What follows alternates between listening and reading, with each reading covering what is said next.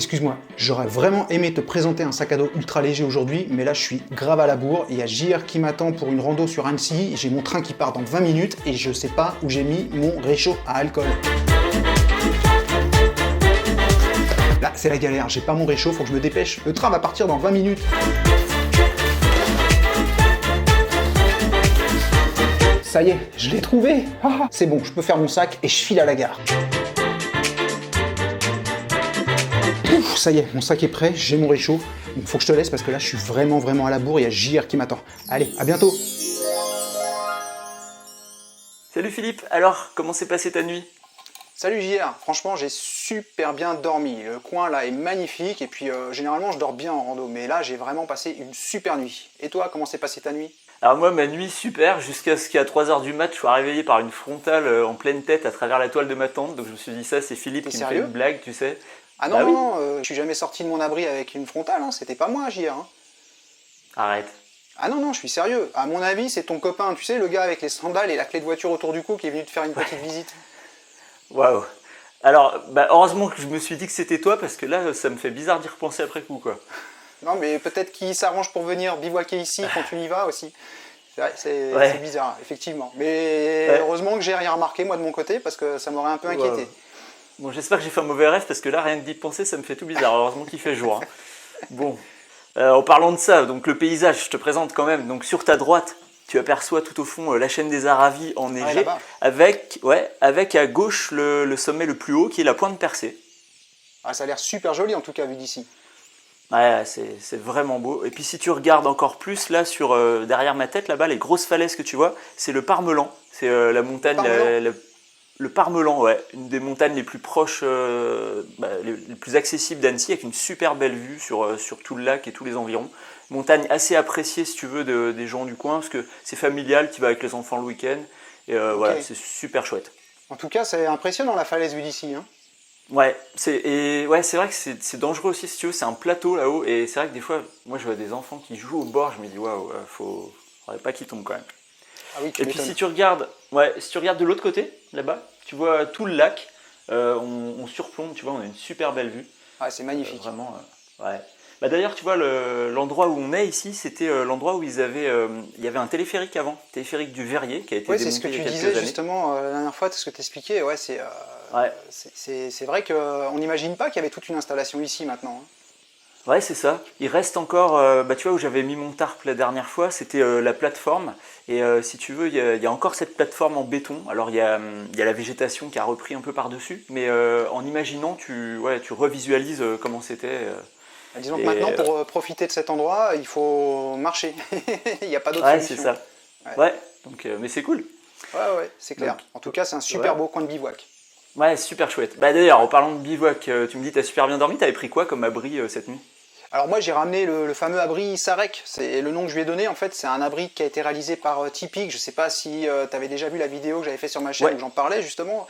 J'adore les abris de forme canadienne. Et cet abri-là, en fait, c'est un abri de type canadien, si tu veux, mais qui est très grand à l'intérieur. Vraiment, il y a de la place.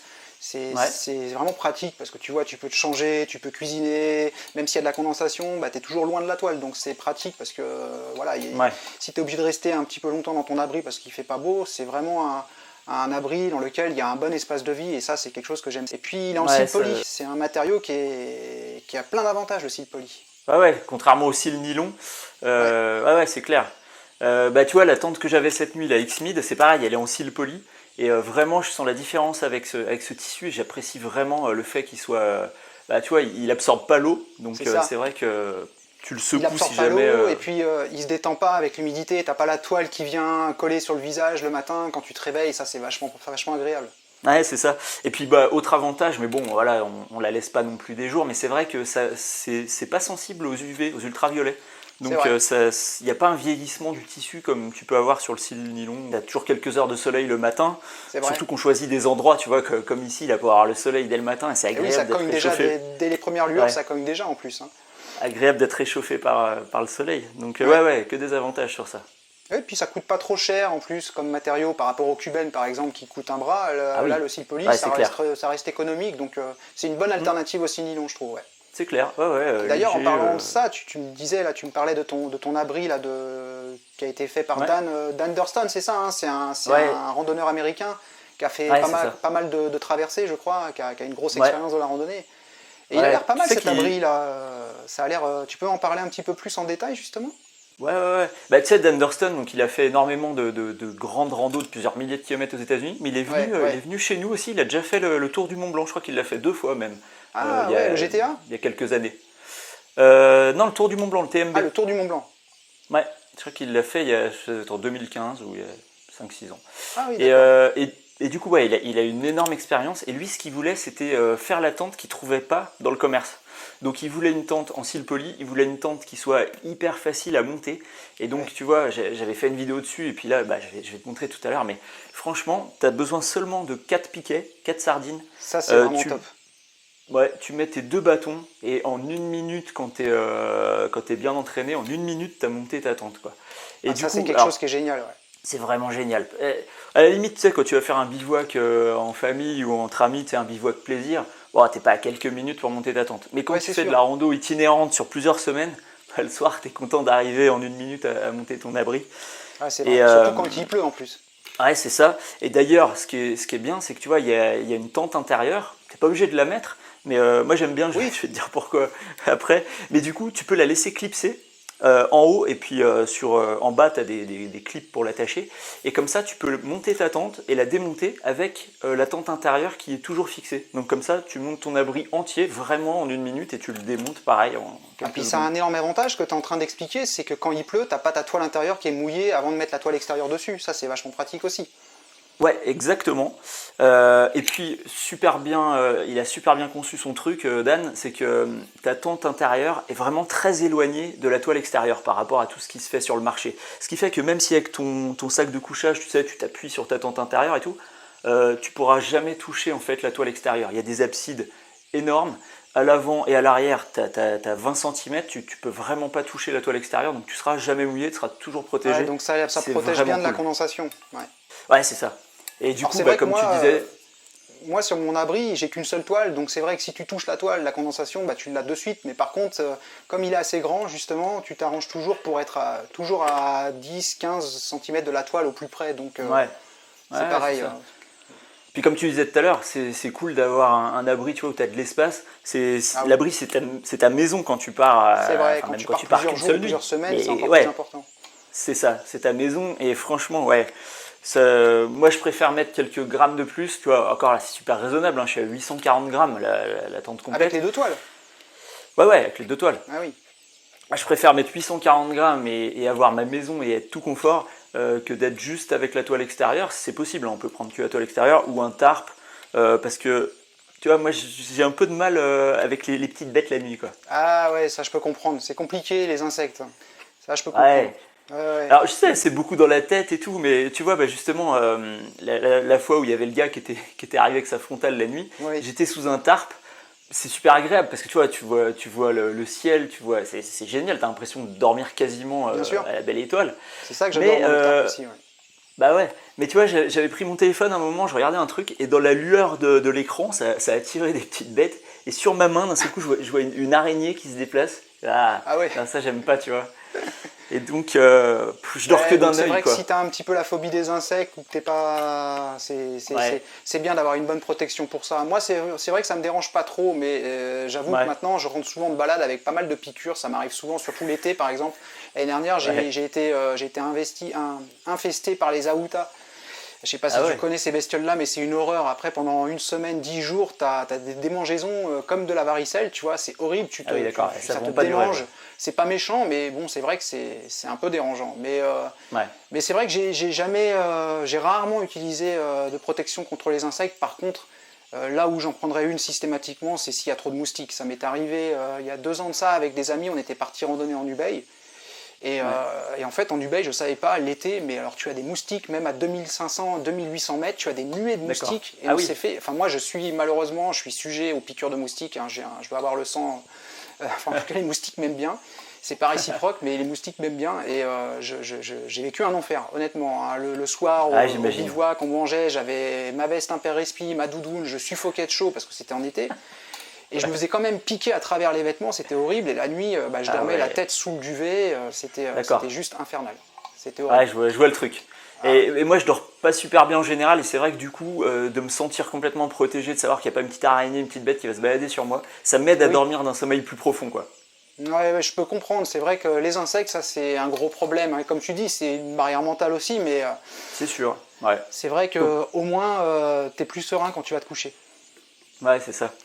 Mais bon, je fais les deux, hein. Je dors toujours sur le tarp de temps en temps, je trouve ça sympa. Mais tu vois, quand je pars sur plusieurs jours ou semaines, j'ai besoin vraiment d'être reposé, de bien dormir, d'être serein. Donc là, ça va être la X-Mid, quoi. Après, moi, généralement, comme je marche assez longtemps dans la journée, le soir, j'arrive, je suis tellement claqué que je serais capable de dormir même sans m'installer, tu vois. Ça m'est déjà arrivé de me coucher dans l'herbe et de me dire, oh là là, qu'est-ce qui se passe là? J'ai pas monté l'abri, allez, réveille-toi parce que je me serais bien endormi et là, tu te réveilles à 3 h du matin, transit froid, tu vois, t'as rien sorti de ton duvet.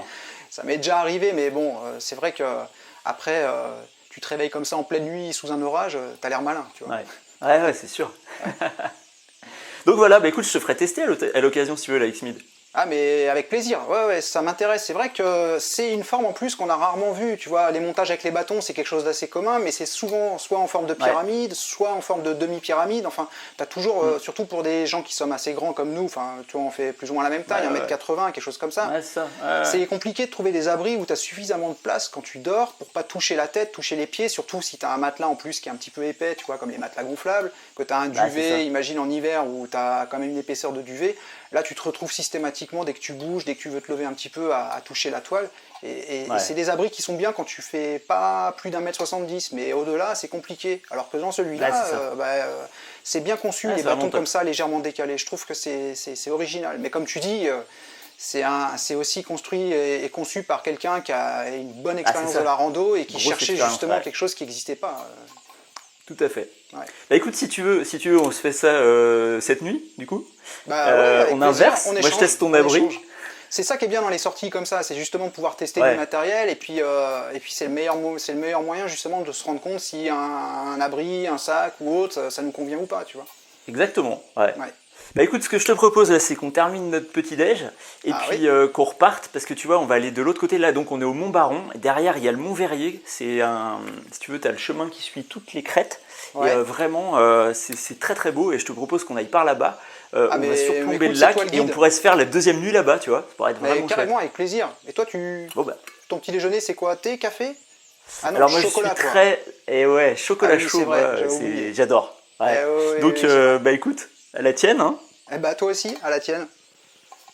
Merci. Et puis, écoute, on remballe le matos. Voilà, le temps de finir le café et je plie l'abri et puis on est parti. Ça marche. Bon, écoute, c'est parti pour la journée. Ça marche. À tout à l'heure. À tout à l'heure. Ciao. Bon, je suis rentré à la maison, je suis bien claqué. Faut dire que Annecy, c'est pas la porte à côté non plus par rapport à Nice. Hein.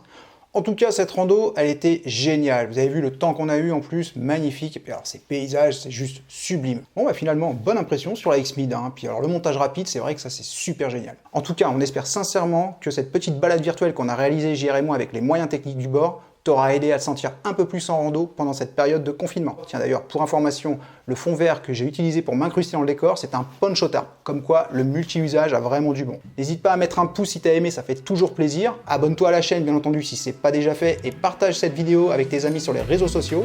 Moi, je vais aller ranger mon sac à dos et aller me reposer parce que là, franchement, le voyage m'a tué. À bientôt pour une prochaine vidéo. Ciao.